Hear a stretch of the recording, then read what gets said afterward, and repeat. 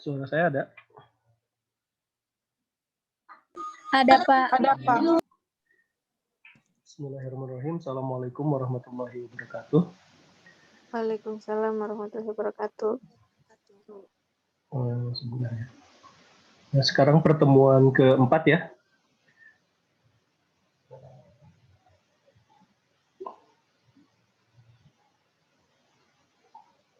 Nah, insya Allah materi kita kali ini tentang produksi ujaran gitu. Nanti saya akan mencoba membelah gitu ya, membedakan antara sisi penutur dengan sisi petutur atau mitra tutur.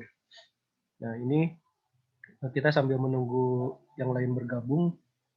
Nah, ini ya, jadi yang saya katakan nanti pekan ini kita akan fokus terhadap bagaimana penutur memproduksi ujaran, dan nanti pekan depan kita melihat dari sisi petutur atau mitra tutur dalam mempersepsi atau memahami ujaran. Nah, karena kita akan memulai berbahasa ini dari proses encoding. Encoding itu adalah proses merumuskan, merencanakan bagaimana sampai ujaran itu diartikulasikan. Sementara nanti di sisi petutur kita melakukan proses decoding atau bagaimana menyandikan dari artikulasi itu supaya bisa dipahami oleh pikiran kita.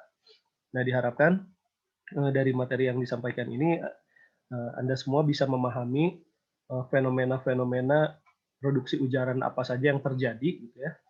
Nah, dan ada tugas di Google Classroom yang bisa Anda lakukan nanti berdasarkan fenomena yang ditemukan di sini gitu. Nah, tugas tersebut adalah menemukan fenomena yang terjadi di video yang ada di YouTube. Anda silahkan cari videonya bebas, boleh dari satu video yang sama atau dari video-video yang berbeda. Nah, Anda nanti mencari masalah produksi ujaran atau kesalahan produksi ujaran yang terjadi dalam video tersebut. Nah, usahakan memilih video yang memang live ya, direkamnya. Maksudnya tidak ada naskah dulu gitu ya, yang cenderung memang live, misalnya seperti podcast atau misalnya yang mereview produk tapi memang tidak cenderung tanpa naskah, gitu, yang memang memungkinkan terjadinya kesalahan berbahasa. Nah, saya mulai dengan model produksi ujaran. Nah, ini ada proses encode penutur ya, encode atau encoding di sini. Misalnya saya melihat kejadian ini gitu ya. Di sini kita bisa melihat ada perempuan atau wanita, ada kucing gitu. Dan di sini wanita sedang memeluk atau mencium gitu ya, atau merangkul atau apa ya. Bisa banyak apapun tergantung nomina, verba atau leksikon yang muncul dalam benak kita. Yang sehingga kita sebut sebagai seleksi leksikal. Nah, ini bisa berbeda-beda tiap orang tergantung leksikon apa yang muncul dalam pikiran kita. Nah, di sini saya mengambil contoh, misalnya dalam pikiran saya yang muncul ini ada seorang wanita, dia ada kucing dan mencium. Nah, kenapa nomina dulu? Karena memang nomina itu cenderung lebih mudah, leksikonnya lebih mudah dipanggil gitu ya dibanding verba gitu. Karena nomina cenderung sifatnya konkret, verba itu cenderung sifatnya abstrak. Nah, sehingga ini lebih cenderung mudah dipanggil. Bahkan di beberapa bahasa seperti kelas kata adjektiva itu tidak ditemukan karena hanya pada bahasa tersebut hanya mengenal leksikon-leksikon yang konkret saja. Jadi tidak ditemukan kosakata yang adjektiva.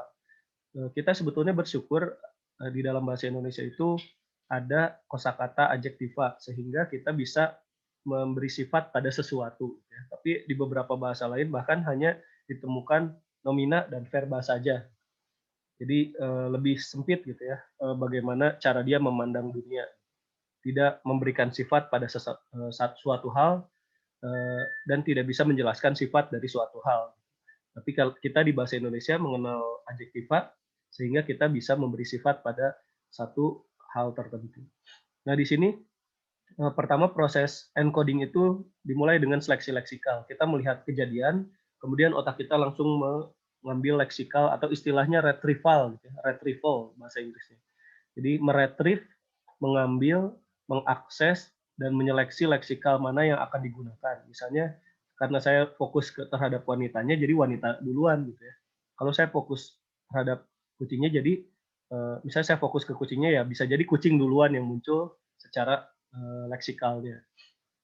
Nah kemudian dari seleksi leksikal ini dilanjutkan ke dalam seleksi ke dalam representasi morfosintaksis. Jadi di otak kita yang muncul berupa leksikal ini akan disusun, ditata sesuai tata bahasa Indonesia tentunya. Kalau misalnya Anda orang Inggris ya, Anda akan menyusun representasi morfosintaksis sesuai dengan kaidah bahasa Inggris.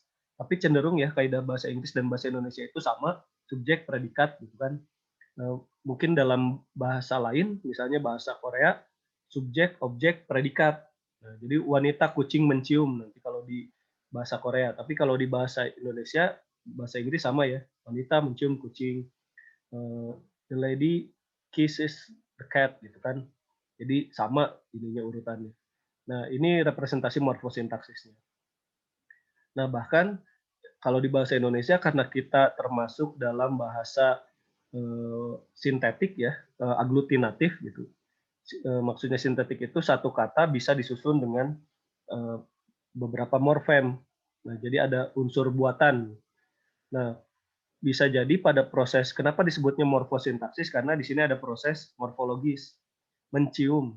Kalau yang muncul ternyata di pikiran Anda kucing dulu, kemudian wanita, nah cium ini berubah secara morfosintaksis, bisa jadi kucing itu dicium wanita, gitu ya.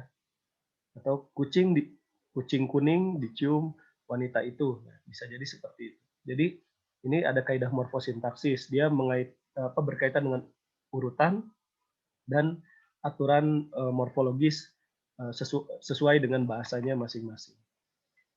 Nah, kemudian setelah direpresentasikan secara morfosintaksis, nah ini masuk ke dalam representasi fonologis. Jadi otak kita berusaha membentuk dan mengarahkan agar alat-alat artikulasi kita itu sesuai menyebutkan kalimat ini kan gitu ya. Jadi wanita itu mencium bukan mencium kan gitu ya. Jadi mencium kucing. Nah, di sini ada representasi fonologis yang terjadi di otak. Jadi kalau misalnya Anda belajar bahasa dari fonologi dulu ya, kemudian ke morfologi, sintaksis, kemudian ke makna kan gitu biasanya. Kalau ini justru proses encoding itu terjadi di makna dulu, bagaimana tanda dimaknai ya, dibahasakan, kemudian direpresentasikan dalam urutan sinteks, nah kemudian dibunyikan gitu ya, diberi lambang bunyi. Nah ini disebut representasi linguistik abstrak. Nah kalau ini properti non linguistik ya, yang sifatnya abstrak kita terima dalam bentuk representasi mental. Nah kemudian kita mengartikulasikannya.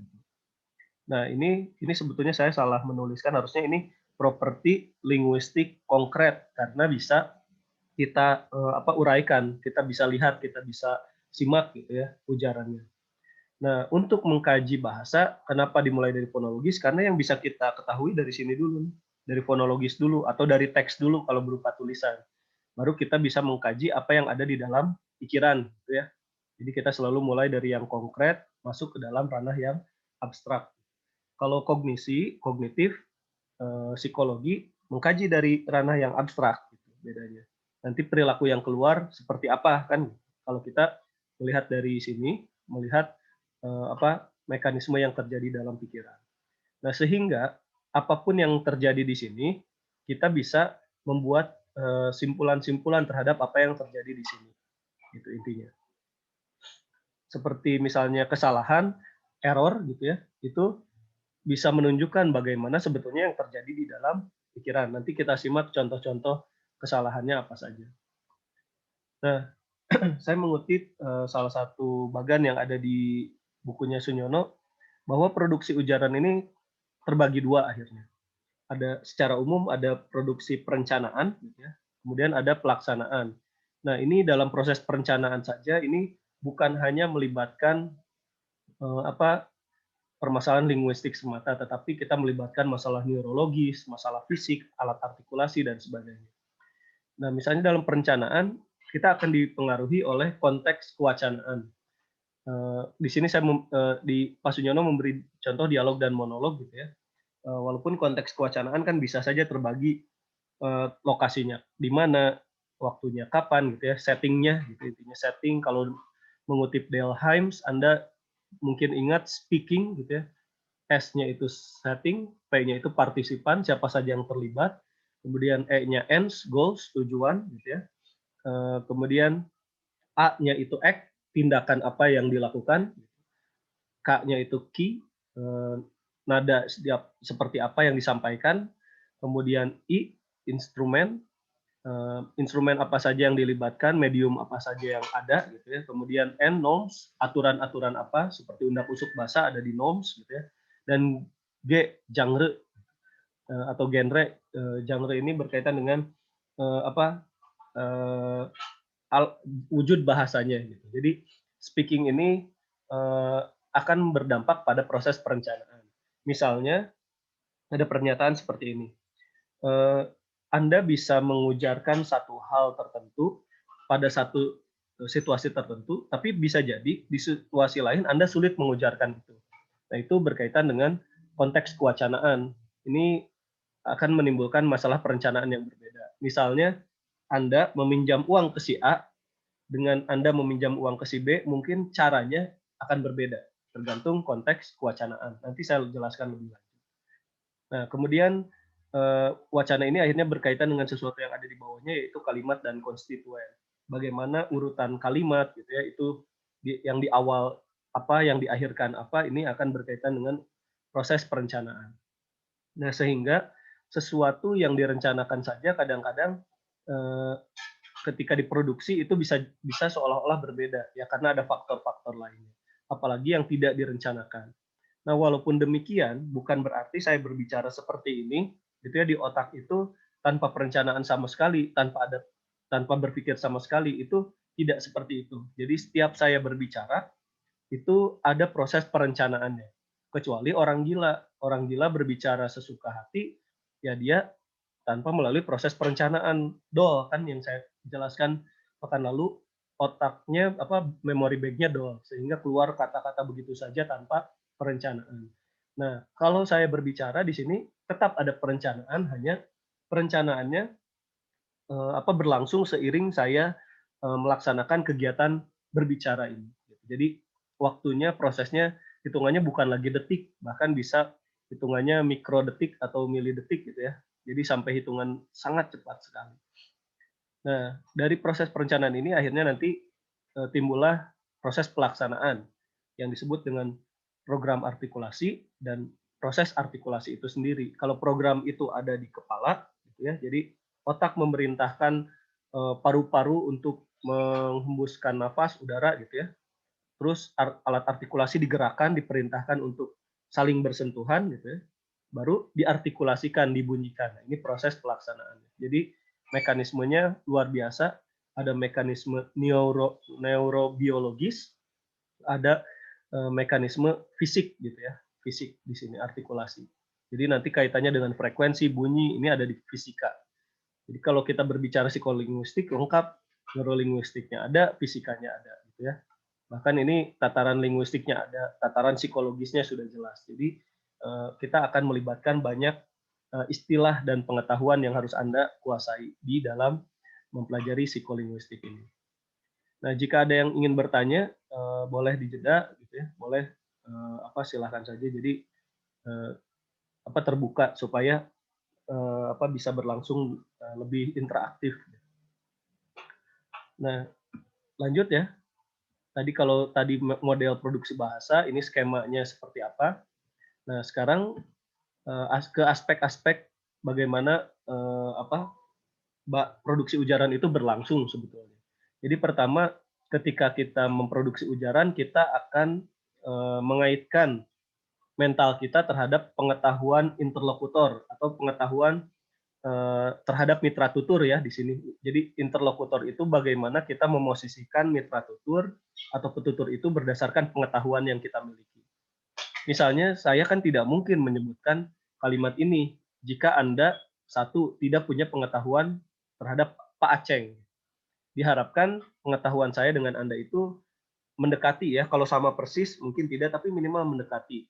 Yang dirujuk sama ya, misalnya Pak Aceng yang kita rujuk adalah dosen kita, bukan Pak Aceng tukang kebun, Pak Aceng misalnya ada yang supir angkot, atau Pak Aceng yang pilot dan sebagainya. Jadi kita jelas di sini misalnya punya pengetahuan yang sama terhadap rujukan Pak Aceng. Jadi kalimat ini tidak mungkin diproduksi ketika kita tidak punya rujukan yang sama. Pak Aceng baru saja menerbitkan buku terbarunya. Jadi kita punya pengetahuan yang sama. Nah, ini disebabkan karena saya punya pengetahuan interlokutor terhadap Anda gitu ya. Tapi kalau saya tiba-tiba di kelas lain misalnya ya, yang bukan bukan di bahasa dan sastra, misalnya di jurusan lain, misalnya saya mengajar di jurusan lain, saya tiba-tiba Pak Aceng kemarin menerbitkan buku baru. Nah, di situ tidak ada dosen yang namanya Pak Aceng, dia tidak kenal juga siapa Pak Aceng gitu ya. Nah, itu kan membuat pusing gitu ya. Pasti kita punya pengetahuan interlokutor. Makanya hebatnya otak kita itu menentukan ujaran itu sampai diperhatikan siapa yang diajak berbicaranya gitu ya. Kemudian bahkan itu berpengaruh secara psikologis. Misalnya Anda di depan cermin bisa berkata-kata banyak gitu ya, di rumah misalnya ketika tidak ada orang, bisa pidato. Tiba-tiba pas disuruh pidato gitu ya, walaupun dengan topik yang sama kadang-kadang malah tidak keluar sama sekali. Nah, ini ada faktor apa? Nah, justru faktor pengetahuan interlokutor Anda yang bekerja. Jadi interlokutor ini bukan hanya pada mitra tutur, tetapi pada hal-hal yang Anda antisipasi. Misalnya Anda mengantisipasi bahwa ketika berbicara kalau salah Anda akan malu. Nah, akhirnya Anda tidak berbicara kan gitu. Jadi itu faktor-faktor interlokutor. Nah, yang berikutnya ada pematuhan prinsip kooperatif. Saya ambil contoh ada kalimat yang menggunakan undak usuk basa gitu ya. Jadi undak usuk basa ini tentunya akan bisa digunakan dengan baik apabila penutur dan petutur itu sama-sama memiliki pengetahuan ini. Jadi dia bisa kooperatif ketika pengetahuannya sama. Misalnya anak ke ibu, Bu, bade tuang gitu ya. Ini lazim ya, harusnya memang secara kesantunan seperti ini. Ibu ke anak jang rek dahar ya, ini lazim juga.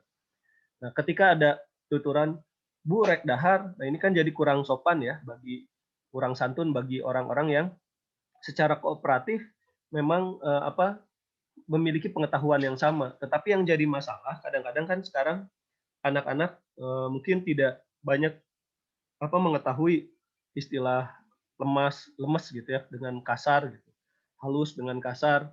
Nah, ini kadang-kadang hal ini terjadi gitu.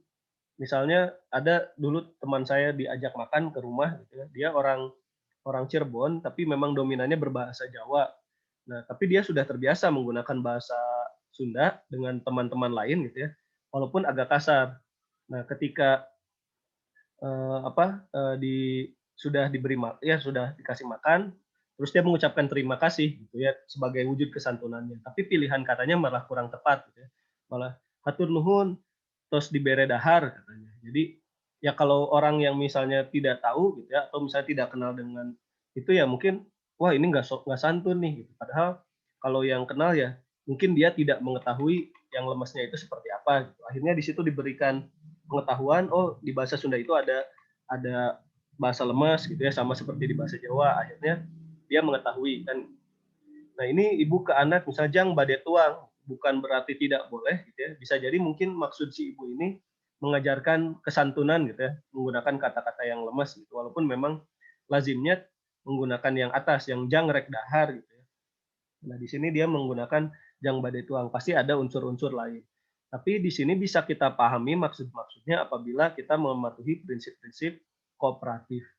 Nah, bagi Anda yang sudah belajar pragmatik, mungkin sudah paham ada prinsip kerjasama ya, ada prinsip kesantunan yang ada maksim-maksimnya. Nah, ini salah satu aspeknya di sana. Kemudian aspek yang ketiga itu adalah kodrati. Jadi kodrati ini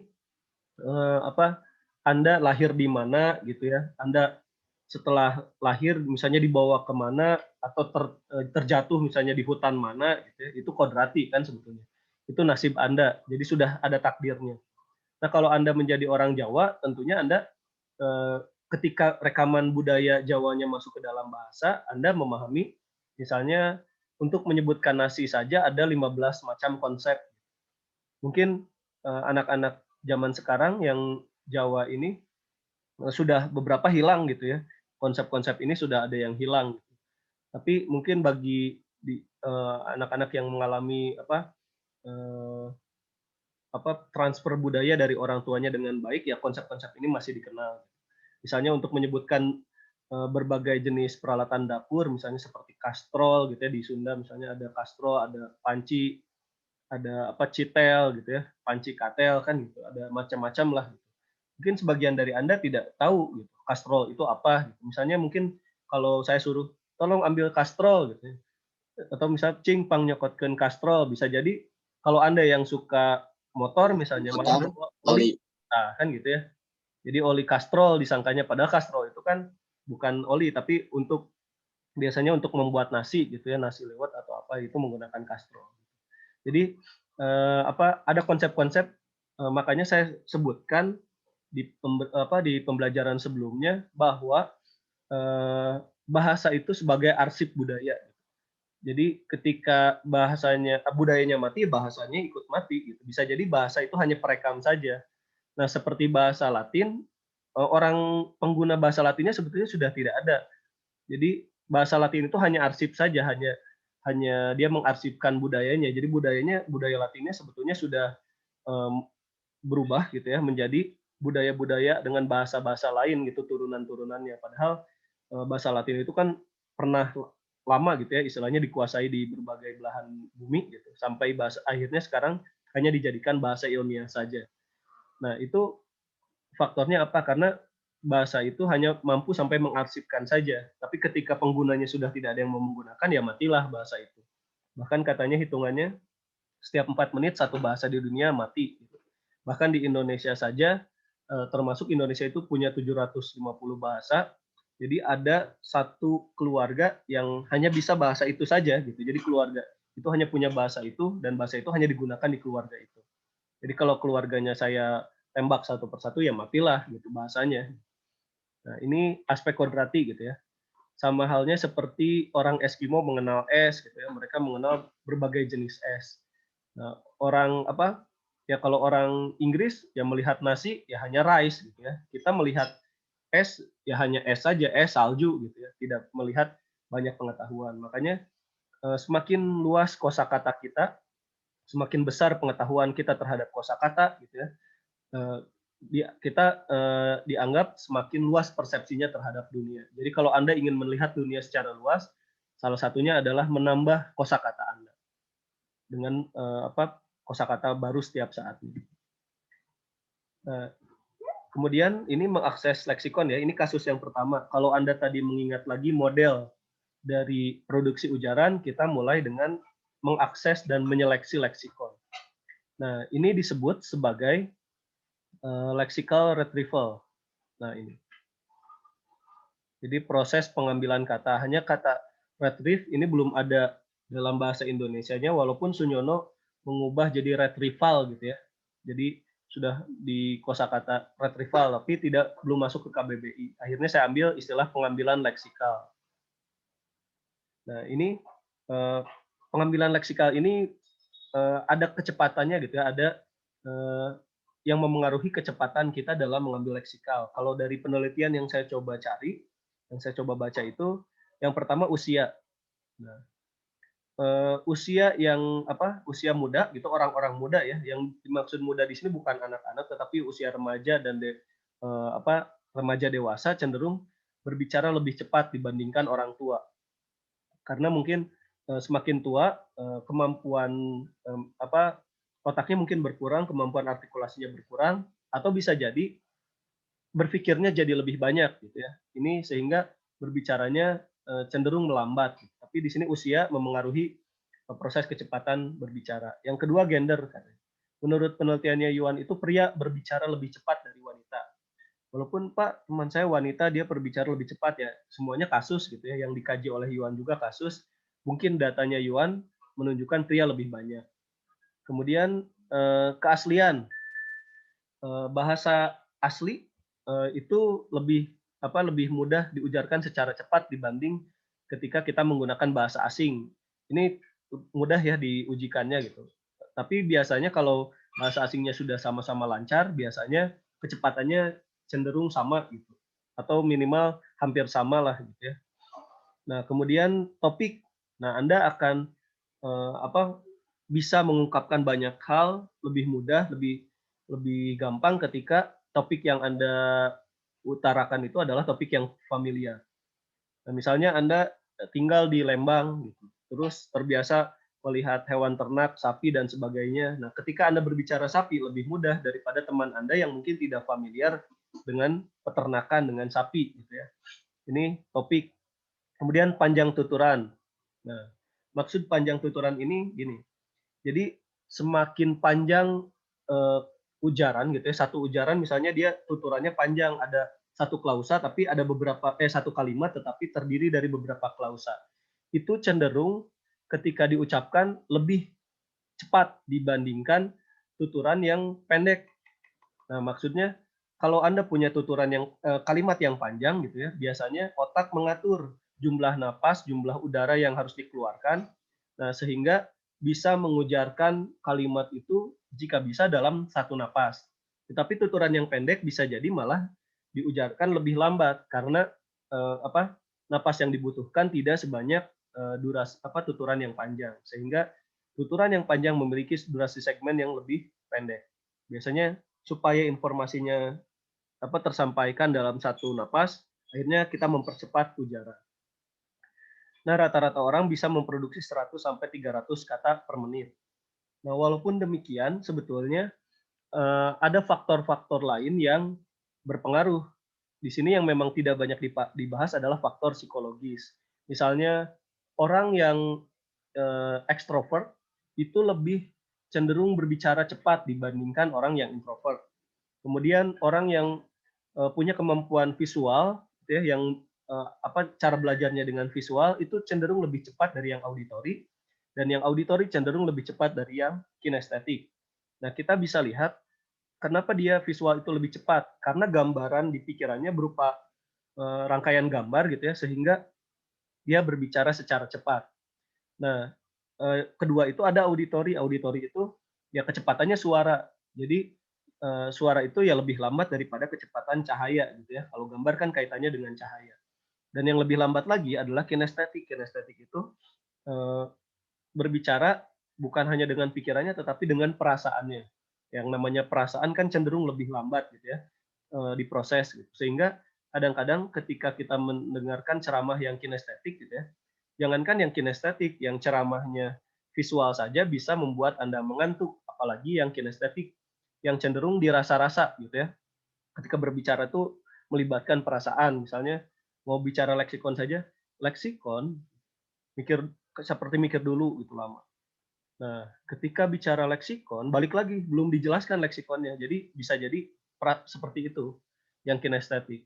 Makanya kadang-kadang di kelas-kelas reguler gitu ya, yang kinestetik ini cenderung tidak banyak bicara gitu. Dan bahkan beberapa metode pembelajaran kurang cocok gitu ya di sekolah reguler karena lebih banyak melibatkan audio dan visual. Nah, yang paling enak ceramah itu biasanya auditori. Karena bagi visual tidak terlalu lambat, bagi kinestetik tidak terlalu cepat.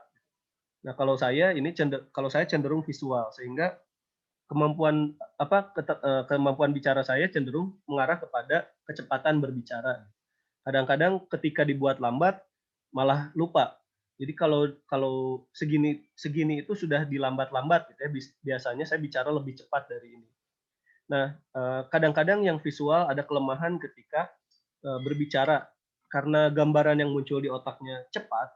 Nah, pikirannya akhirnya seperti monyet. Maksudnya bisa loncat ke sana kemari. Tidak teratur gitu. Itu biasanya ciri-ciri yang visual. Nah, kalau yang auditori cenderung lebih teratur. Nah, apalagi yang kinestetik karena dia melibatkan perasaan lebih teratur lagi walaupun memang produksi ujarannya lebih lambat katanya gitu ya. Itu menurut penelitian. Nah, kemudian ini orang dewasa dengan pendidikan tinggi memiliki 80.000 kosakata. Kalau dulu kan ukuran pendidikan bukan dengan gelar ya, tetapi dengan pengetahuan terhadap satu kosakata tertentu, satu istilah tertentu gitu. Makanya kenapa orang zaman dulu menguasai banyak hal gitu ya, karena dia menguasai kosakatanya, dia menguasai istilahnya. Sebetulnya kalau Anda ingin pandai di satu bidang lain gitu ya, selain di bahasa ya yang perlu Anda kuasai salah satunya kosakatanya, istilahnya. Anda mau ke bidang hukum ya, yang membedakan bidang hukum dengan bahasa ya istilahnya, kosakatanya. Jadi kalau Anda ingin mempelajari bidang-bidang lain, mulai dari mempelajari kosakatanya. Dan manusia sebetulnya punya kemampuan untuk bisa melebar gitu ya, punya kemampuan untuk bisa multi talent gitu sebetulnya. Jadi bisa punya kemampuan selama dia mau menyisihkan waktunya untuk mempelajari sesuatu. Hanya memang dunia saat ini menghendaki manusia itu bukan ke samping, tetapi ke bawah gitu ya. Jadi mendalam, itu cenderung spesialisasi. Ya, jadi spesialisasi, spesifikasi, bukan sesuatu hal yang general. Walaupun di sisi lain ya ada orang yang memang menguasai banyak hal, itu silahkan saja. Misalnya Anda fokusnya di bahasa, tetapi punya ketertarikan di bidang lain, itu silahkan saja. Itu itu hak Anda gitu ya. Jadi silahkan.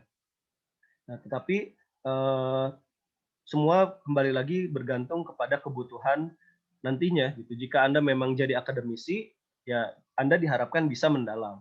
Tapi jika Anda misalnya dituntut untuk bisa bukan serabutan ya, bukan kalau serabutan kan konotasinya negatif, cenderung segala bisa tapi segala dicoba karena butuh gitu ya. Kalau ini misalnya Anda banyak skill, banyak kemampuan, tetapi bukan Anda kadang-kadang bukan kita yang butuh gitu harus bisa itu, tetapi dunia yang akhirnya memang membutuhkan itu. Jadi silahkan saja dalami hal-hal lain yang bisa mengasah skill Anda. Nah ini ya, pertama mengakses leksikon. Yang berikutnya,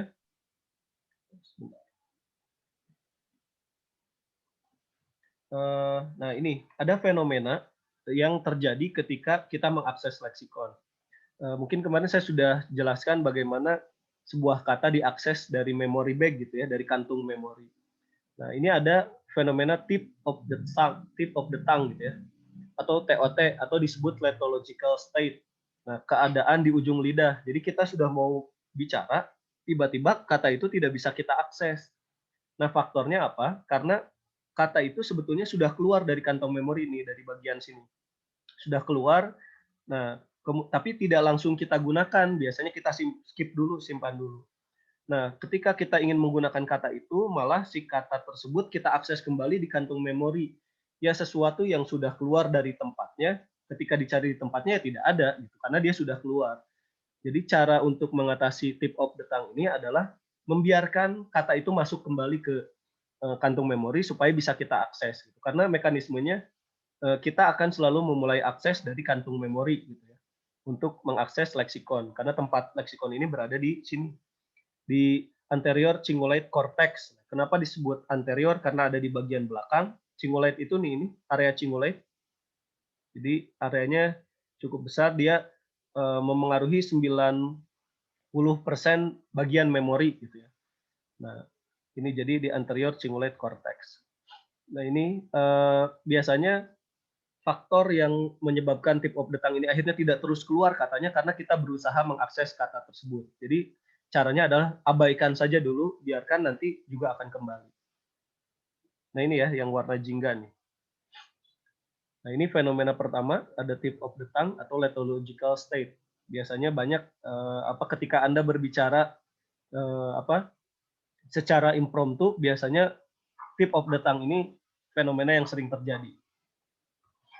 Nah, berikutnya tadi setelah kita mengakses leksikon, ya jadi leksikon itu kan tadi berkaitan dengan semantik. Nah, kita masuk ke area sinteks, ke area morfosinteks gitu ya. Bagaimana gramatika ini digunakan dalam proses encoding atau kita sebut sebagai grammatical encoding. Nah, proses grammatical encoding ini biasanya menyebabkan salah satu fenomena yang disebut sebagai ini kesalahan pertukaran atau exchange error. Nah, hanya istilah error ya perlu digarisbawahi nanti dalam bahasa Inggris itu error dan mistake ke bahasa Indonesia jadi kesalahan gitu dua-duanya. Padahal error dan mistake punya fungsi yang berbeda. Kalau error itu misalnya kita sudah tahu sebetulnya yang benar itu seperti ini, misalnya dia memiliki banyak pistol di peluru itu. Harusnya kan yang tepat itu dia memiliki banyak peluru di pistol itu. Ya, ini contohnya, ini yang benar. Nah, ini yang salah kan gitu ya. Nah, harusnya kan dia memiliki banyak peluru di pistol itu. Tapi karena ada error gitu ya, karena ada tadi kesalahan exchange pertukaran, akhirnya terjadi pertukaran ini nih antara pistol dengan peluru. Kita malah fokusnya ke peluru gitu. Fokusnya ke pistol karena pistol misalnya secara wujud lebih mudah dilihat dibanding peluru yang ada di dalam pistol. Akhirnya kita fokus ke pistol dan akhirnya terjadi kesalahan pertukaran. Nah, sementara itu kalau mistake itu biasanya lebih ke kata keliru. Jadi kalau kesalahan lebih ke error gitu ya. Kalau ini lebih ke keliru. Biasanya faktornya karena kita tidak mengetahui bentuk yang tepatnya. Misalnya Anda belajar bahasa Inggris gitu ya, atau pengguna bahasa Inggris sebagai bahasa kedua atau ketiga misalnya. Nah, ketika Anda merasakan kesemutan, aduh kaki saya kesemutan, tapi Anda ingin mengekspresikan dalam bahasa Inggris, bingung kan karena tidak tahu istilah kesemutan gitu ya. Akhirnya Anda bilang, oh my feet got N gitu. Jadi kaki saya mendapatkan semut gitu kan, kesemutan kena semut gitu ya. Nah, itu karena mistake gitu. Jadi itu faktor mistake bukan error. Jadi harus bisa dibedakan mana mistake, mana error gitu. Nah, kalau di sini nanti fenomena yang lebih banyak bukan mistake, tetapi fenomena errors. Jadi fenomena kesalahan. Yang pertama ini ada kesalahan pertukaran, biasanya kata dengan kata dalam kalimat. Nah, kemudian kita lanjutkan ke slide berikutnya. Kalau tadi kalimat sederhana, ini kalimat yang kompleks atau kalimat majemuk biasanya. Sebetulnya bukan kalimat majemuk, tapi lebih tepatnya disebut sebagai klausa majemuk. Jadi kalimat yang memiliki klausa majemuk. Nah, biasanya kasus yang terjadi pada kalimat berklausa majemuk itu ini banyak jeda atau pause. Nah, banyak jeda ini disebabkan adanya proses perencanaan. Biasanya kalau Anda berbicara ya seperti saya gitu ya, seperti ini ya improvisasi gitu, tidak dilatih sebelumnya kalimatnya seperti apa ketika mengajar. Gitu. Biasanya ada proses perencanaan terjadi dan proses perencanaan ini menimbulkan banyak jeda dan lebih banyak di awal klausa. Nah, kenapa di awal klausa? Karena proses perencanaannya masih berlangsung. Misalnya kemarin, nah ini masih berencana, masih proses di sini. Biasanya ada jeda dulu. Nah, baru dilanjutkan. Ketika saya tertidur, pria yang kau cari itu datang. Ini biasanya belakangan lebih cepat kalau kesininya karena proses perencanaan cenderung sudah selesai di bagian sini. Tapi tiap kita memulai kalimat yang baru, biasanya ada pause, ada jeda. Nah, karena ada proses perencanaan. Walaupun ada penelitian yang saya coba gali dari beberapa rujukan gitu ya, ada salah satunya penelitian dari talk show-nya Just Alvin gitu. Dia mewawancarai pekerja seks komersil gitu. Jadi bagaimana jeda atau pause ini akhirnya bukan kaitannya dengan masalah perencanaan saja ternyata, tetapi berkaitan dengan masalah psikologis, terutama masalah emosional. Jadi si penelitian itu bisa mengupas masalah pause saja, dia hanya meneliti jeda gitu ya. Ini menarik, hanya meneliti jeda tetapi bisa dibahas ke masalah psikolinguistik, ke psikologinya. Nah, di penelitian itu misalnya gini, ada wawancara antara si Alvin ke PSK-nya itu. Si Alvin misalnya kalau bertanya berapa apa yang Anda dapat setiap kali melakukan itu misalnya, setiap kali menerima pelanggan misalnya. Nah, itu jawabannya langsung tanpa berpikir. Saya dapat sekitar segini sampai segini kata si PSK-nya. Tapi ketika hal-hal yang ditanyakan itu berkaitan dengan sesuatu yang emosional, keluarga, anak misalnya, atau latar belakang kenapa melakukan itu, cenderung ada jeda lebih banyak. Nah, misalnya bagaimana tanggapan keluarga Anda setelah Anda tahu setelah keluarga tahu bahwa Anda berprofesi sebagai ini. Nah, mikir dulu gitu. Jadi ada jeda dulu. Biasanya menangis dulu atau dan sebagainya gitu ya.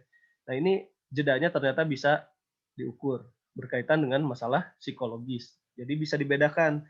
Ternyata ya ketika ditanya dengan tindak tutur seperti ini gitu ya, itu bisa menghasilkan jeda yang berbeda. Nah, ini kalimat kompleks. Yang pertama ada ini ya, masalah jeda. Dan yang kedua, nah, ada fenomena yang disebut dengan syntactic priming. Prime itu kan artinya utama ya, yang lebih tinggi biasanya. Jadi sintaktik yang diutamakan, maksudnya pengutamaan sintaksis. Nah, biasanya syntactic priming ini menyebabkan efek yang disebut sebagai syntactic persistent atau kegigihan sintaksis. Nah, lebih mudahnya kita lihat contoh. Misalnya kalau ada seseorang bertanya, pukul berapa toko ini tutup? Biasanya yang menjawab itu pukul 9 malam. Gitu ya. Jadi mengulang syntactic primingnya ini di awal. Nah, kalau ditanya, pertanyaannya pada pukul berapa toko ini tutup, kecenderungannya jawabannya itu adalah pada pukul 9 malam. Gitu. Jadi ada syntactic persistence yang diulang. Ini bentuk yang diulangnya. Jadi kalau kecenderungan mengulang dari pertanyaannya.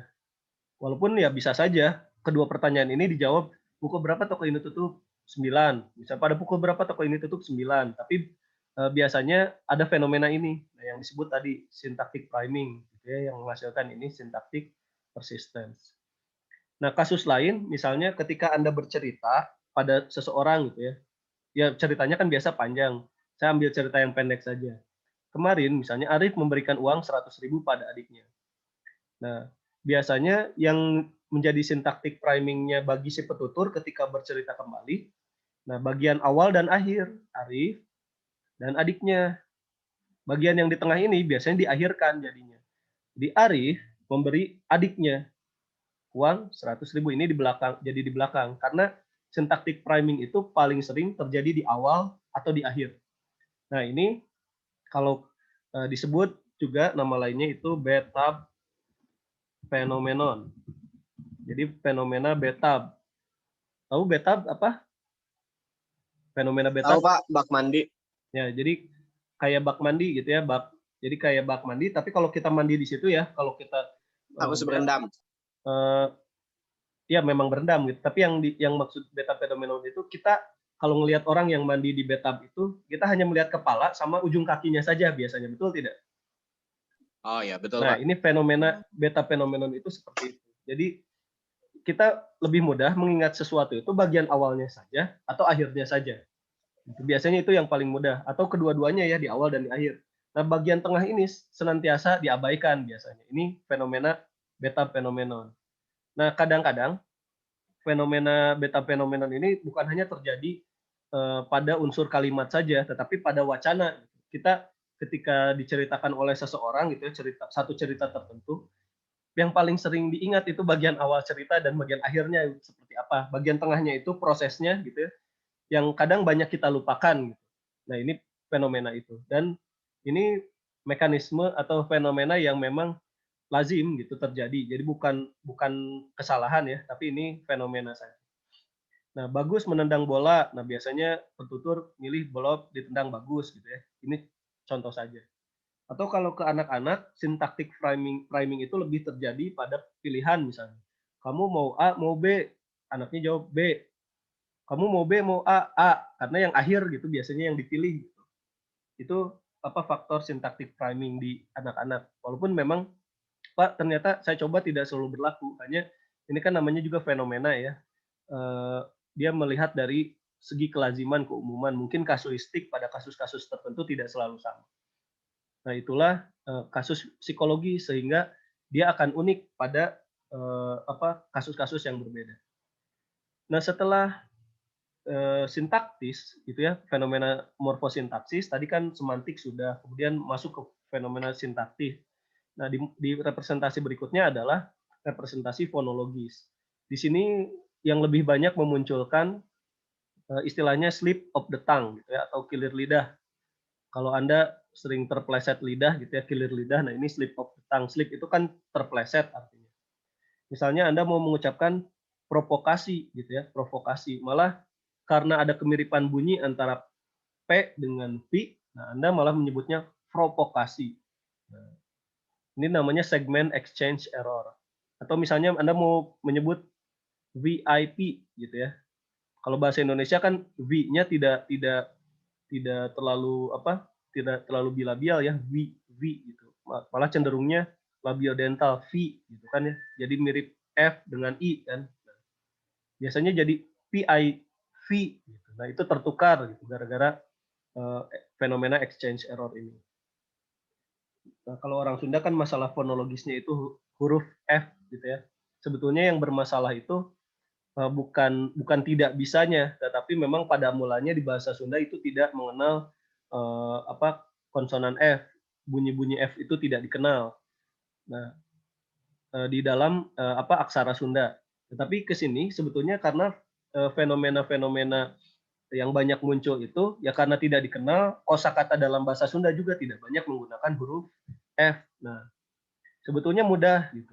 Yang jadi masalah itu kan faktor alat artikulasi ya, titik artikulatoris gitu, yang tidak bersentuhan dengan tepat.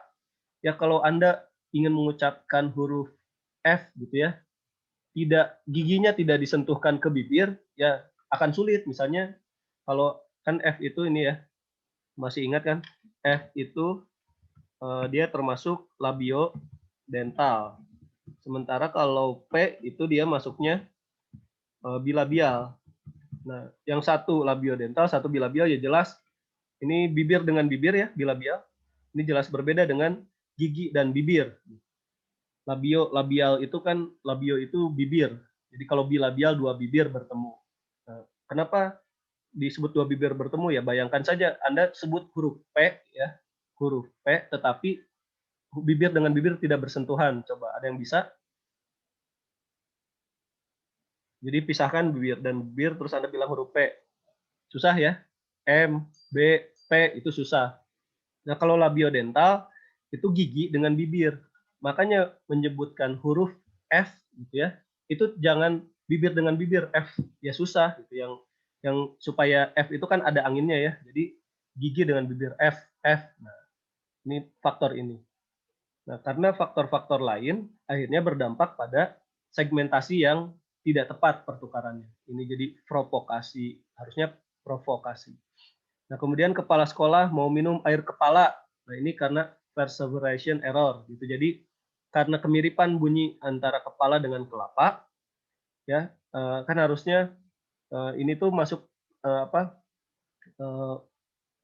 fonem berpasangan ya. Jadi mirip kan ya kepala kelapa. Nah, jadi Anda malah mengulang sesuatu yang sudah diucapkan sebelumnya atau malah mengulang sesuatu bukan mengulang, menggunakan sesuatu yang akan diucapkan seperti pagi tadi jadi tagi padi. Ini namanya anticipation error. Nah, misalnya saya mau menyebutkan kilir lidah. Nah, di sini ada kalimat slip of the tongue.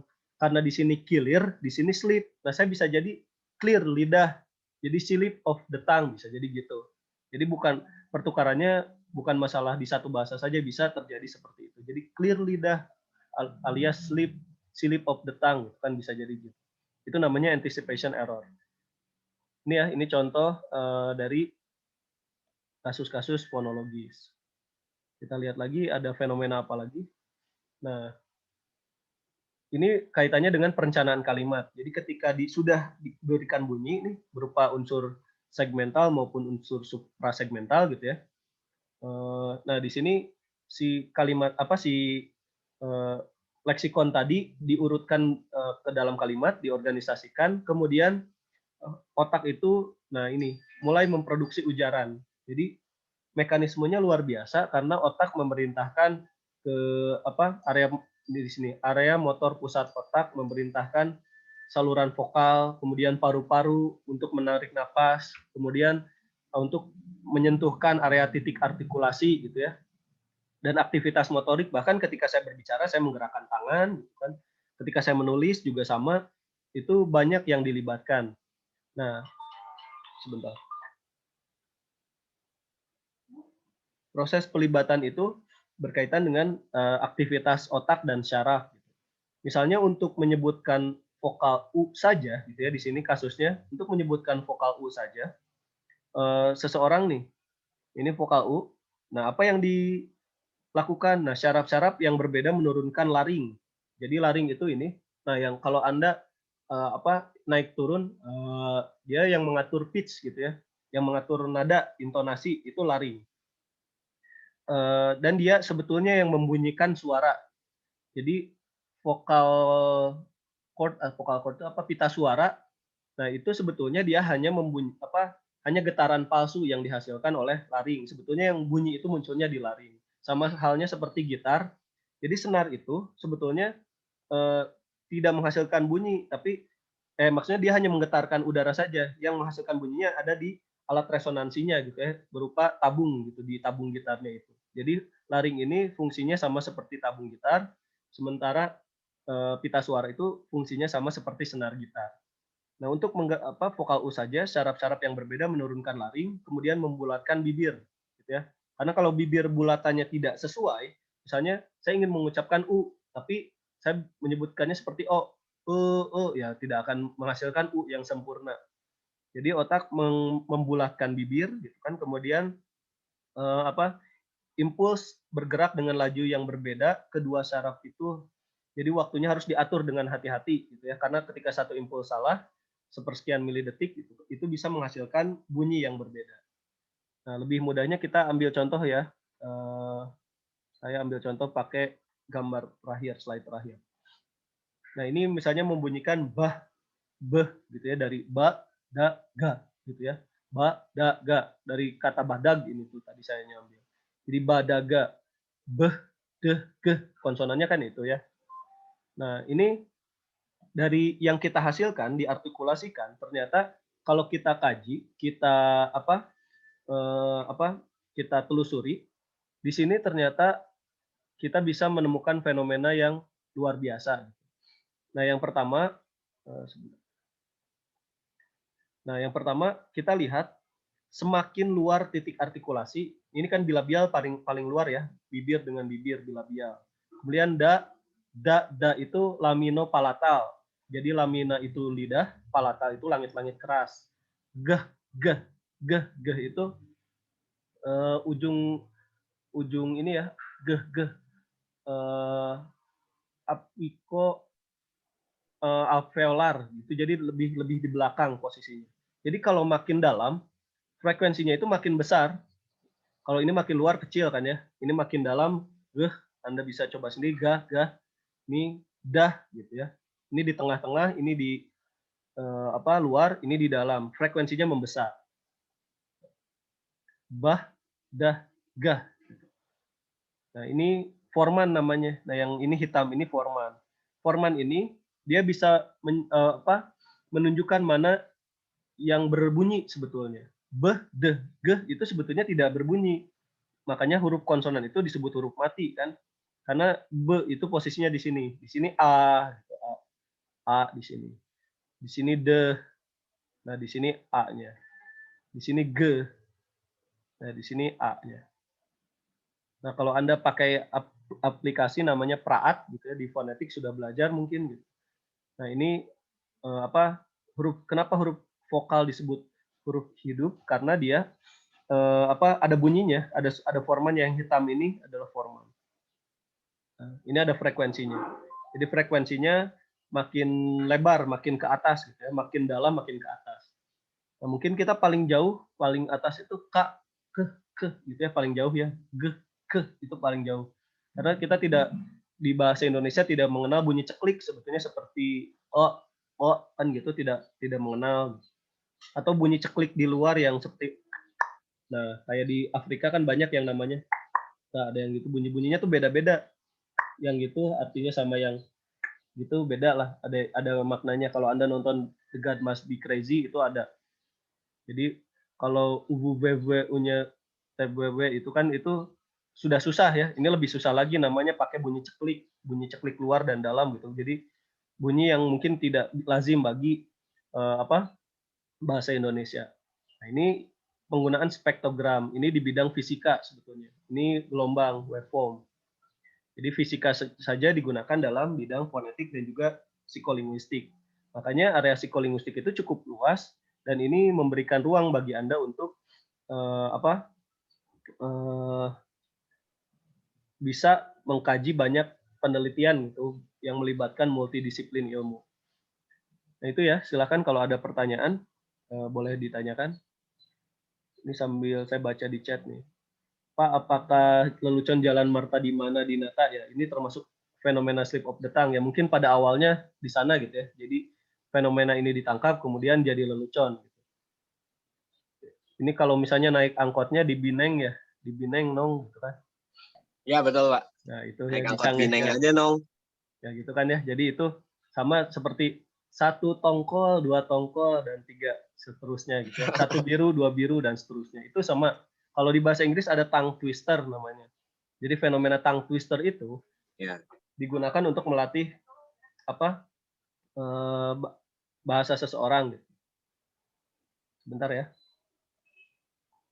Saya ada.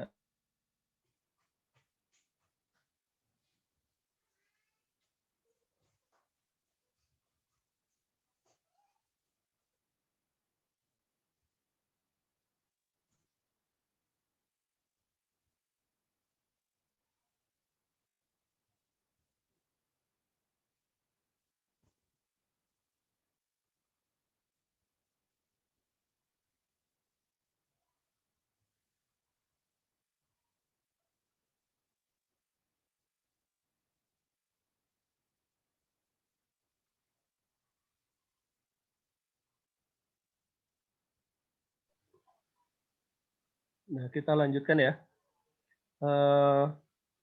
Jadi tadi sama ya seperti tongue twister, seperti kalimat ini ya kalau saya coba tuliskan. Sini yang bahasa Inggrisnya bagus siapa? Saya boleh Pak? Nah.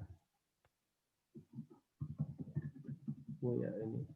Coba baca nih. Sekarang? Ya, dibaca. Sebentar, saya lagi makan bubur. Tunggu sebentar. Oke. She sells seashells on the seashore. Nah, itu ya lumayan ya. Jadi kalau makin cepat coba bacanya makin cepat. She sells seashells on the seashore. Nah, itu ya ada perbedaan kan antara seh dengan syeh. Ya, Nah, ada Pak. ini tongue twister juga diambil sebetulnya untuk melatih seseorang berbicara di dalam bahasa Inggris biasanya. Nah, ini diambil dari mana? Dari fenomena slip of the tongue ini. Gitu. Jadi fenomena pertukaran sebetulnya. Nah, biasanya kan kalau yang belum terlatih pas baca yang tadi bukannya she malah si gitu ya. Kemudian harusnya cells malah shells gitu. Jadi tertukar-tukar di pikirannya. Jadi sama kelapa diparut, kepala diurut gitu. Ini juga sama. Apalagi harus sambil ada gerakan kan itu. Sama ini juga fenomena. Walaupun memang ini fenomena ciptaan gitu. Hanya tadinya mungkin ketidaksengajaan tapi diciptakan menjadi fenomena lelucon gitu, atau fenomena tantangan ya. Kemudian ini Tiara, oh ini kalau ini direct message. Fenomena ada 2 artis Anwar gitu yang mengucap kata endorse. Endor, esdor, endorse ya ini sama betul. Ini permasalahan ini fonologis tadi error gitu ya. Biasanya kalau terjadinya pada bahasa yang bukan dia kuasai kemungkinan memang masuknya mistake gitu ya, kesalahan pengucapan. Tapi kalau memang diungkapkan sampai berulang-ulang itu bisa jadi 2 hal karena dia pelawak juga ya. Kalau misalnya melihat pragmatiknya gitu. Itu bisa unsur kesengajaan gitu, atau misalnya unsur-unsur yang settingan. Tapi kalau bisa jadi pengucapannya setelah dikasih tahu berulang-ulang tidak bisa saja. Nah, seperti apa ya waktu itu yang ya banyaklah kasus-kasus ini, silakan nanti diamati saja, nanti Anda tinggal kelompokkan masuk ke fenomena yang mana. Kemudian di sini rendah hati dengan low liver. Nah, ini mistake, ini masuknya bukan ke error. Jadi kalau yang endorse mungkin ini masuk ke error, tapi kalau yang low liver ini mungkin kategorinya lebih banyak ke mistake. Perluasan rahim yang artinya hamil gitu. Ini sebetulnya masuknya ke mistake atau kesalahan si Vicky dalam mendefinisikan sesuatu. Jadi nanti yang lebih banyak di produksi ujaran yang harus Anda masukkan masuknya ke error ya, atau masuk ke masalah fenomena-fenomena tadi. Kalaupun misalnya ada masalah yang ada di luar error gitu, masuknya ke kategori mistake, itu nanti tidak dikelompokkan ke dalam produksi ujaran, nanti kasus lain nantinya. Dibahasnya di kasus yang berbeda. Ada lagi kira-kira pertanyaan? Ada Pak. Silakan. Saya mau bertanya apa ya? Saya sering kali menyadari bahwa ketika saya berbicara itu ada sejumlah kata-kata yang terus-menerus saya ulangi gitu. Bila kalimatnya saya buat secara spontan ya. Seperti tadi saya bertanya ke Bapak seperti kata-kata ada atau yang seperti itu termasuk ke dalam fenomena apa dan apa penyebabnya, Pak? Ya, dan yang pengulangan gitu maksudnya. Iya, betul. Nah, sebentar ya. Ini ada karena besok ada wisuda, jadi saya juga dihubungi untuk jadi panitia besok.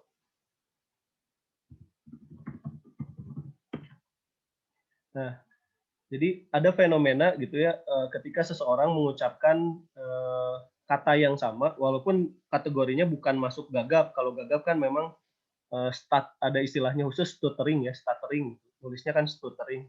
Nah, jadi biasanya gagap terjadi dua juga. Gagap yang pertama muncul karena masalah psikologis, misalnya karena dia cemas akhirnya gagap muncul. Tapi kalau tidak cemas ya tidak gagap. Atau misalnya dia berbicara di depan umum dia gagap. Tapi ketika tidak berbicara di depan umum normal-normal saja. Nah, kalau masalah neurologisnya ada gangguan di otak. Tapi kalau misalnya ada fenomena dan atau yang gitu ya, banyak ya biasanya. Jadi dia menggunakan kata sebagai pengganti pause namanya. Jadi kalau biasanya normalnya sih bagian yang kosong itu diisi pause biasanya. Tetapi ada bagi sebagian orang menggunakan fonem tertentu gitu ya. Jangan fonem karena dia tidak memiliki makna, misalnya yang fonetik tertentu atau yang menggunakan kata tertentu untuk membantu dia mengucapkan ke kata berikutnya. Biasanya dan karena mungkin terhenti proses perencanaannya baru sampai dan belum terlanjutkan gitu ya. Diharapkan dengan mengucapkan kata yang sama itu dapat membantu dia melanjutkan ke kata yang berikutnya. Itu lazim sebetulnya terjadi pada banyak orang, bahkan terjadi. Hanya memang keluarnya jadi kata yang sama atau misalnya menggunakan apa sih gitu ya. Kan itu ada orang yang misalnya sedang menyerangkan apa sih, kalau di bahasa Inggris what is it gitu kan terterusan gitu ya. Padahal itu kan bisa ditutup saja diam gitu.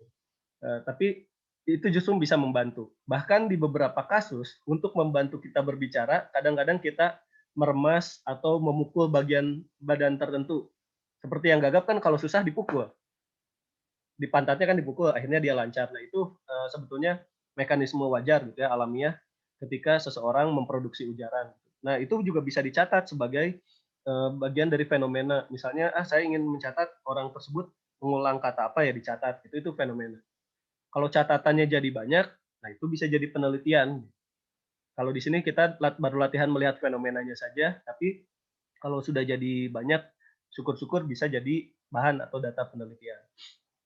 Nah, kemudian ini ada pertanyaan ya, yang dari Fani. Bapak kalau orang yang sering lupa karena grogi ataupun tidak ketika mengucapkan sesuatu, apakah ada masalah serius dengan memory bag gitu ya?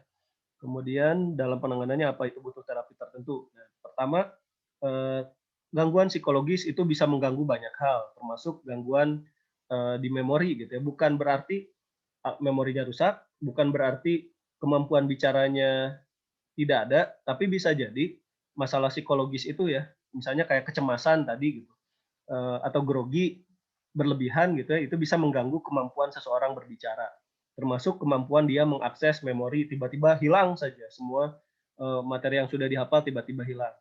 Nah, yang perlu ditanggulanginya sebetulnya bukan kemampuan berbicaranya, tetapi ini mengatasi groginya.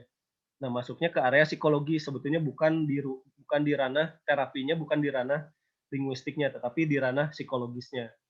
Nah, ini bisa diterapi, bisa tentunya dengan berlatih relaksasi biasanya. Kemudian beberapa terapi psikologi juga sudah banyak yang bisa menyembuhkan grogi gitu ya, terutama ketika berbicara di depan umum.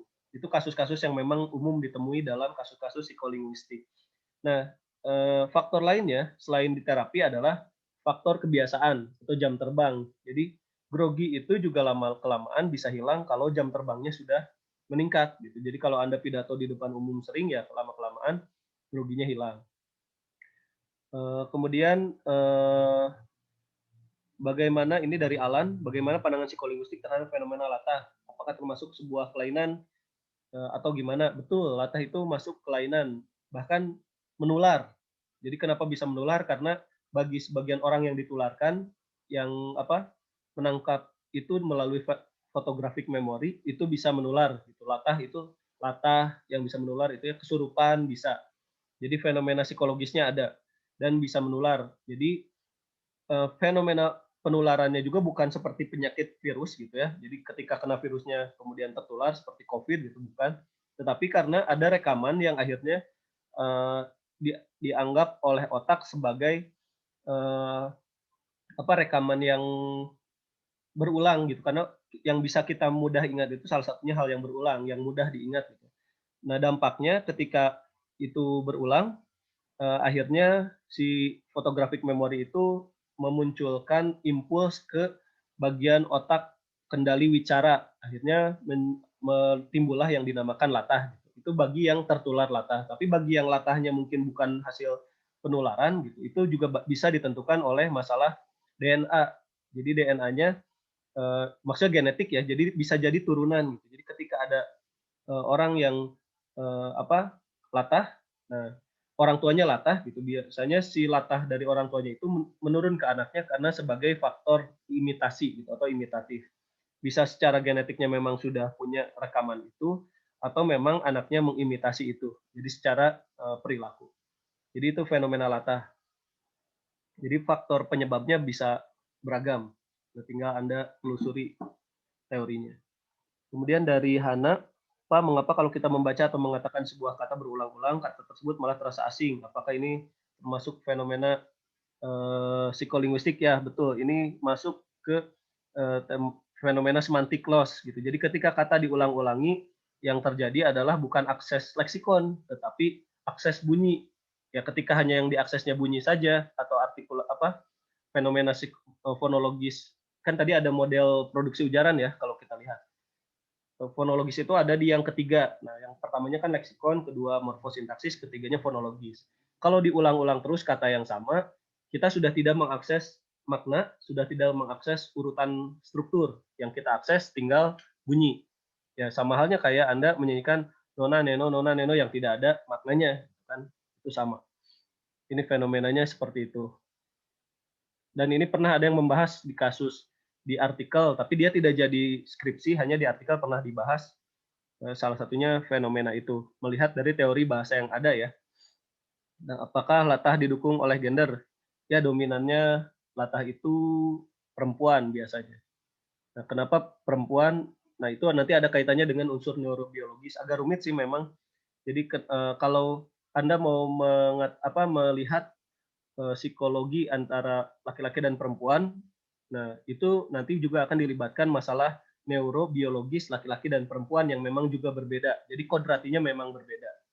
Itu termasuk kenapa perempuan lebih banyak berbicara dibandingkan laki-laki. Di sana ada unsur neurobiologisnya. Jadi kalau kita ibaratkan kerucut, perempuan itu dari bicaranya lebih besar gitu ya. Jadi kerucutnya bagian akhir. Tapi kalau perempuan cenderung laki-laki cenderung berpikirnya banyak, bicaranya malah jadi sedikit gitu. Itu ada faktor neurobiologis. Termasuk latah gitu ya. Kemudian dari Fani, apabila seorang sangat lambat dalam mencerna kata-kata, seperti ketika membaca atau mendengarkan, butuh beberapa kali pengulangan. Nah, agar dia paham yang dimaksud dari bacaan, apakah itu fenomena psikolinguistik juga, apa itu termasuk masalah umum yang dihadapi orang atau masalah serius. Nah, bisa jadi pertama tadi faktor referensi pembelajaran. Kalau Anda orangnya kinestetik, dikasih bacaan, cenderung bacaan itu akan diolah lebih lama dibandingkan orang yang visual. Nah, ini faktor itu ya bisa jadi salah satunya. Karena gaya belajar seseorang berpengaruh terhadap cara dia mempelajari sesuatu. Bisa jadi kalau orang yang kinestetik ya lebih suka praktik langsung dibanding disuruh membaca. Beda dengan orang visual, kasih buku, kasih video, ya aman. Nah ini bukan berarti kalau masalah serius bisa jadi gini. Kalau misalnya Anda memang ada pengetahuan yang lambat dicerna, bisa jadi itu ada hal lain misalnya berkaitan kemampuan inteligensia dan sebagainya gitu ya. Hanya faktor ke masalah inteligensia juga ukuran langkah ke sana itu lebih jauh gitu, masih lebih jauh.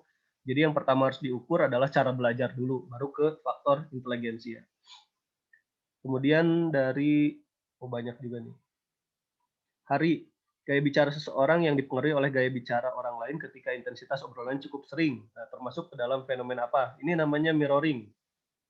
Jadi kalau misalnya Anda sudah nyaman sedang berbicara dengan orang lain, ya, nyaman, kemudian satu frekuensi, biasanya gaya bicaranya, pola nafasnya, gerakannya, itu sama. Itu namanya mirroring. Jadi bercermin, seolah-olah bercermin. Sama kayak di ini ya, yang di film Karate Kid. Jadi yang ada seorang ahli kungfu wanita bisa dimirror oleh kobra gitu karena frekuensinya sama. Ini kalau dikaitkan dengan masalah metafisikanya ini persamaan frekuensi. Jadi kalau Anda bisa mengakses radio tertentu, misalnya ada radio 99ers, misalnya 100 FM misalnya. Nah, kenapa Anda bisa mengakses itu? Karena frekuensinya sama. Tapi kalau Anda geser sedikit ke atas atau ke bawah, pasti ngeresek gitu ya, berisik bunyinya karena frekuensinya tidak sama. Sama halnya ketika mengakses materi dari dosen, nah kenapa ada yang sekali akses langsung bisa kita terima? Ada yang, saya harus muter-muter nih beberapa kali, ya bisa jadi itu faktor frekuensi juga. Kalau frekuensi Anda sama, selaras dengan dosennya, pikiran dosennya itu bisa Anda, jadi siaran yang dilakukan dosennya bisa Anda terima dengan baik. Itu faktor frekuensi. Kalau rumus ini ya, kuantum fisik, itu fisika kuantumnya kayak gitu. Kemudian mengenai kasus anak yang mengalami keterlambatan berbicara atau speech delay, apakah itu memang sepenuhnya disebabkan faktor kesehatan yang memicu keterlambatan dalam produksi ujaran atau faktor lain? Faktornya banyak. Bisa jadi genetik atau DNA-nya sudah membawa faktor lambat berbicara karena kurangnya asupan nutrisi ketika kecil, atau yang kedua ada faktor psikologis yang diterima anak itu ketika kecil, misalnya ketika menangis dia ingin mengungkapkan tangisannya malah ditahan, akhirnya bisa jadi speech delay. Itu faktornya bisa dua itu. Kemudian biasanya kan kalau anak kecil yang suka mengucapkan kata yang sama apabila dipancing dengan kata tertentu, misalnya selalu menjawab domba, setiap dipancing oleh ayah bau. Maksudnya gimana nih? Dipancing dengan kata tertentu seperti misalnya selalu menjawab domba, setiap dipancing oleh ayah bau, apa itu juga termasuk ke dalam masalah psikolinguistik? Bukan, Pak. Nah, ini masalah kalau anak kecil ya. Masalah kreasi bahasa biasanya akses leksikonnya masih terbatas, jumlah leksikon yang dimiliki terbatas, akhirnya kreasi bahasanya juga masih terbatas. Nah, rangsangan atau stimulus yang diberikan oleh orang lain itu bisa membantu dia untuk melanjutkan kalimat biasanya. Tapi ini mekanisme yang alamiah, sebetulnya banyak anak memang mengalami ini. Yang sulit itu ada beberapa kasus yang hilang kosakata sudah diajarkan, tetapi pas diakses lagi, diajarkan lagi, kosakatanya lupa gitu, itu hilang. Nah, itu beberapa kasus ada. Itu berkaitan dengan masalah memori, itu baru masalah yang kelainan yang harus diwaspadai. Izin bertanya, lingkungan rumah saya ada yang ketika berbicara objek yang dimaksudkannya itu berbeda, bukan apa yang ingin diucapkannya, tetapi apa yang ingin dilihatnya. Apakah itu termasuk fenomena kelainan? Apakah juga bisa menular? Kemungkinan ini masalah persepsi gitu ya. Jadi orang-orang tertentu, misalnya seperti autisme, gitu, dia hanya akan mengucapkan yang dia persepsikan saja, gitu. Walaupun yang kita tunjuk yang dia persepsikan hal lain, ya itu bisa. Ya ini kalau harus diselidiki lagi apakah ada gejala autisme atau tidak. Karena ini termasuk salah satu karakteristik gitu ya. Walaupun tidak pasti ya, hanya ini salah satu karakteristik saja. Apakah tidak berdampak buruk, Pak? Sebaiknya dihindari atau bagaimana? Secara tidak sadar hal tersebut sering terjadi. Tunggu yang hari itu yang mana saya lupa. Gaya bicara gitu ya. Nah, tidak berdampak buruk, tapi bisa berdampak buruk. Jadi dia bisa positif atau negatif tergantung obrolan yang dibicarakan. Kalau obrolannya motivasi, ya ketika Anda satu frekuensi ya motivasinya masuk. Tapi ketika gosip atau hal yang jelek itu juga masuk. Makanya kenapa ibu-ibu gosip itu kan kalau Anda perhatikan gaya bicaranya sama gitu ya. Bahkan saling tidak mau kalah, ya itu memang gaya bicaranya seperti itu dan itu menular. Jadi berdampak buruk bisa menular dari satu hal ke yang lain dan informasinya bisa tertangkap dengan baik. Itu bagusnya gosip ya. Kalau diajari pengetahuan kadang-kadang sudah tertangkap, tapi gosip bisa tertangkap dengan baik karena frekuensinya sama. Bahkan gosip itu kadang-kadang bagi sebagian besar ibu-ibu sudah disiapkan sejak di rumah. Jadi saya mau gosip, ibu-ibu yang lainnya juga sudah mau menerima gosip. Gitu. Akhirnya frekuensinya cepat sama. Beda kayak belajar, saya masih ogah, dosennya misalnya juga sama ogah, akhirnya ya ogah-ogahan. Jadi ya materinya ogah. Tapi kalau misalnya dosennya siap, mahasiswanya siap, kemungkinan keduanya akan bersatu gitu frekuensinya. Kemudian Pak, waktu kecil saya terkenal gagap orangnya, tetapi seiring waktu gagap saya sudah tidak terlalu parah. Saya gagap jika sedang mengujarkan kata atau kalimat yang berawalan T atau P, lebih pada saat saya merasa cemas. Hal apa yang harus dilakukan agar menghilangkan kebiasaan itu? Tinggal membiasakan hal-hal yang baik saja, maksudnya. Tinggal membiasakan bunyi-bunyi dan berlatih dengan bunyi-bunyi T atau P. Gitu. Jadi kalau sering dilatih, dalam kondisi normal, nanti dalam kondisi cemas pun seharusnya sudah terbiasa. Jadi nanti itu kan kalau masalah bahasa juga ada masalah jalur saraf ya. Ketika kita melatih sesuatu hal berulang-ulang terus-menerus, jalur sarafnya mudah diakses. Ingat kata Bruce Lee, 10 dia takut dengan orang yang sebentar. Dia lebih takut dengan orang yang berlatih satu jurus tetapi diulang 10.000 kali daripada orang yang berlatih 10.000 jurus tapi hanya diulang sekali. Jadi pengulangan itu tetap penting. Makanya kenapa metode hafalan itu dianggap baik gitu ya, walaupun misalnya seolah-olah itu konvensional, tetapi hafalan, tahfidz itu membutuhkan pengulangan. Karena mengulang itu adalah membentuk jalur saraf. Jadi jalur saraf itu bisa terbentuk dengan baik ketika kita mengulang-ulang. Ini saya kasih contoh sambil menunggu pertanyaan lain ya. Saya kasih gambar nih. Nah, ini saya gambar. Nah, saya gambar ini ya, kuadran namanya. Nah, kuadran pertama, ini kuadran pembelajaran namanya.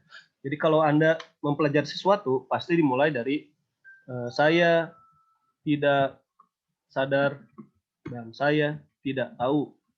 Kan gitu ya. Anda nggak sadar itu penting, nggak tahu itu penting. Ini kuadran pertama. Misalnya, Anda tidak sadar bahwa silat itu penting dan tidak tahu bahwa silat itu penting. Dan tidak tahu juga bagaimana caranya melakukan silat. Kan gitu ya. Akhirnya pada suatu waktu Anda dibegal atau dicegat di jalan dan Anda harus berkelahi dan akhirnya kalah. Baru sadar nih kan, Anda sadar, tapi udah tahu belum? Belum kan? Anda belum tahu, tidak tahu bagaimana melakukan silat, tapi sudah sadar bahwa silat itu penting, bisa bela diri itu penting ya. The art of self defense gitu ya, martial arts, seni bela diri kan gitu. Makanya seni membela diri itu penting. Nah, Anda sadar tapi masih tidak tahu. Akhirnya Anda belajar. Nah, kalau pas orang lagi belajar di mana-mana orang yang belajar itu masuk kan dia sadar bahwa itu penting dan dia tidak tahu. Dia baru tahu kan gitu ya. Dia sudah tahu ilmunya, tapi dia melakukannya masih secara sadar. Maksudnya masih secara sadar itu seperti apa? Ya kalau Anda baru belajar silat awal-awal misalnya, pasti Anda kalau misalnya ada orang mukul dari arah situ, nanti harus dipukulnya kayak gini kayak gitu kan gitu ya. Jadi masih dipikir gitu kalau untuk melakukan gerakan silatnya. Tapi makin lama setelah Anda master kan ya, makanya ada yang bilang master itu butuh 10.000 jam atau sekitar 3 tahun gitu ya, atau 2 tahun lah, bukan 3 tahun, 2 tahun untuk menjadi master. Untuk ahli di bidang itu Anda harus berlatih 10.000 jam katanya. Nah, akhirnya kalau udah jadi master, master itu Anda melakukannya justru secara tidak sadar. Tapi Anda kan tahu ilmunya. Tapi kalau misalnya ada orang nggak usah mikir dulu nih mau mukulnya atau membalasnya dengan apa, tapi gerakan tangan Anda sudah terbiasa untuk melakukan gerakan itu. Nah, makanya ini pembelajaran yang terbaik di sini. Jadi Anda sudah melakukannya secara tidak sadar, tetapi tahu. Tapi bukan tidak sadar ini ya, tidak sadar kayak orang gila asal ngomong, bukan. Tapi ya ini, Anda sudah istilahnya spontan, gerakannya sudah spontan. Nah itulah para ahli disebutnya. Makanya master S2 ya butuh pengalaman berpuluh-puluh ribu jam kan gitu ya, dari S1-nya dijumlahkan dengan S2-nya, itulah master. Kalau begitu apakah tidak bisa mengucapkan kata yang berawalan dengan R, Cadel? Nah, kalau R ada faktor lain.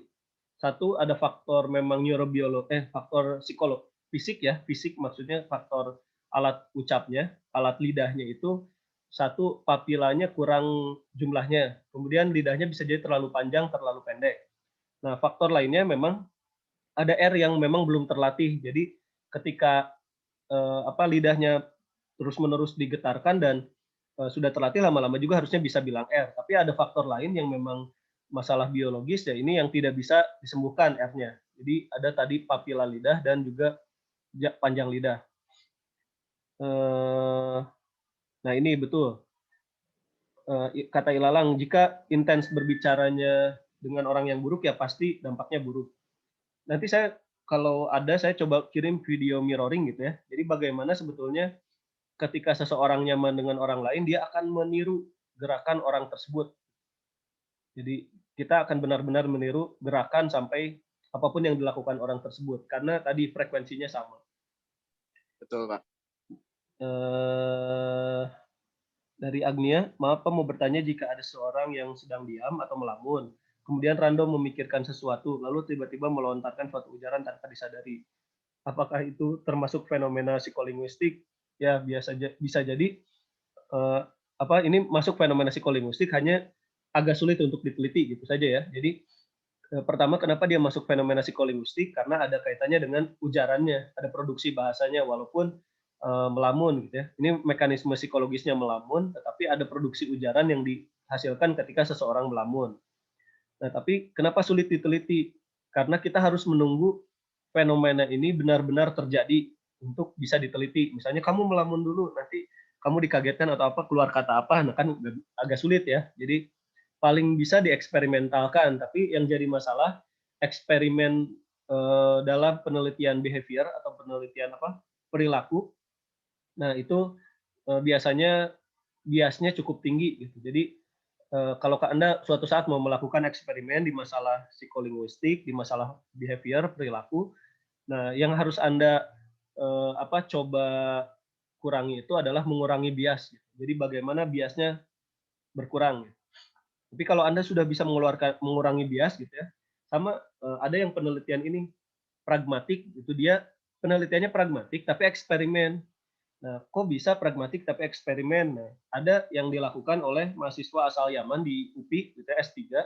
Dia membuat serangkaian kuesioner yang isinya itu pertanyaan. Jadi pertanyaannya, kalau ada kejadian kayak gini, ya, misalnya kejadian X nih, bagaimana Anda merespons terhadap kejadian tersebut? Nah, kalimat apa yang akan Anda ujarkan? Ditulis kalimatnya, nah, itu eksperimental. Tapi kan biasnya tinggi karena orang tidak terlalu mengalami konteksnya, sehingga konteksnya itu hanya dibuat-buat di pikirannya, sehingga ya apa yang diujarkannya juga bisa jadi tidak natural. Itu yang jadi masalah eksperimen dalam bidang behavior. Jadi ini masuk fenomena, tetapi tadi akan sulit diteliti.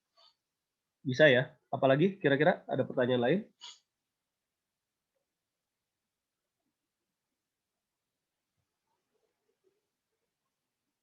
Pak? Ya. Berhubungan dengan spektrogram dan gelombang suara itu ya. Tadi saya berpikir ada pertanyaan selintas bahwa ada nggak Pak bidang ilmu fisiolinguistik atau fisikolinguistik yang menghubungkan antara linguistik dengan fisika? Ada. Saya termasuk yang mengkaji itu.